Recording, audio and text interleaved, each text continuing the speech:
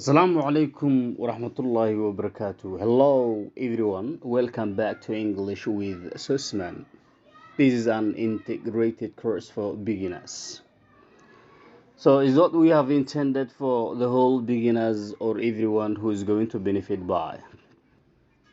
Lesson 7, conversation is the subtopic or the subtitle today.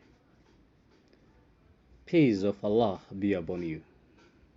Peace of Allah be upon you. Be upon you too. What is today? Today is Wednesday. What was yesterday? Yesterday was Tuesday. What is the weather like today? It's sunny today. What was the weather like yesterday? It was rainy yesterday. It was windy yesterday. It was cloudy yesterday. It was muddy yesterday. It was a mild day yesterday.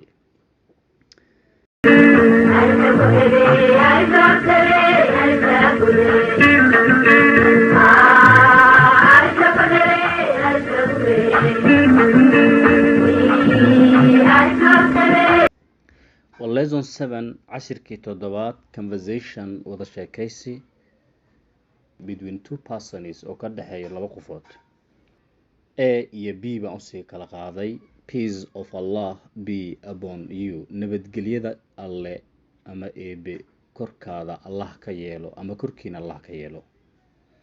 Peace of Allah be upon you. Nabadgelyada alle korkaada Allah ka yeelo ama korkiina Allah ka yeelo.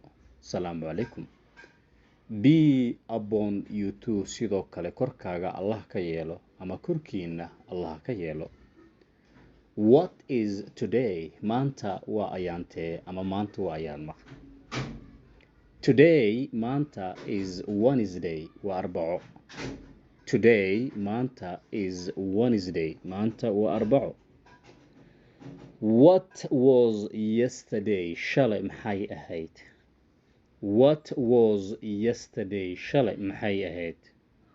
Yesterday shalay was waxay ahayd Tuesday, talaado. Yesterday shalay was Tuesday, talaado ayay ahayd. What is the weather like today? Cimilada maanta waa sidee? What is the weather like today? Cimilada maanta waa sidee? It's sunny today. Maanta waa cadceed ama qorraxeed. Qorrax ayaa dhacayso. It is sunny today. Maanta qorrax ayaa jirto ama cadceed ayaa dhacayso maanta. What was the weather like yesterday? Shalay cimiladu sidee bay ahaayeen? What was the weather like yesterday? Cimilada shalay sidee bay ahaayeen? It was rainy. Shalay roobeed ayay ahayd. Yesterday. It was rainy. Roobeed ayay ahayd yesterday shalay. Windy waa dabeesha markay dhacayso. Cloudy daruur cirka marka dhan uu daruuro leeyahay roobka di'i roob alla. Cloudy. Muddy dhiiqada markay tahay. Exactly. It was windy. Waxay ahayd dabeeleed ama dabeel baa dhacaysay yesterday shalay. It was cloudy. Daruur ayaa dhacaysay yesterday shalay. It was muddy yesterday. Shalay waxay ahayd maalin dhiiqaha dadka iyo gaadiidka bay socon karin. Muddy. It was a mild day yesterday. Shalay waxay ahayd qandac. Exactly. waa qabow qandiir aan la filaynin sida la filayay sida aan bay noqotay kuleel iyo wixii la filayo oo kale waxay noqotay meel dhaxaad oo kale. Mild day waa just warm, like warm. Exactly. qandac ayay ahayd. Exactly. Mild day, a mild weather oo kale daad tiraadid. Exactly. sidii wixii markaas la filayay inay dhacaan si ka roon ayaa laga jeedaa markaas mild day. And thank you for listening and watching on our YouTube channel, Sosman official channel. Thanks. Assalamu alaikum wa rahmatullahi wa barakatuh.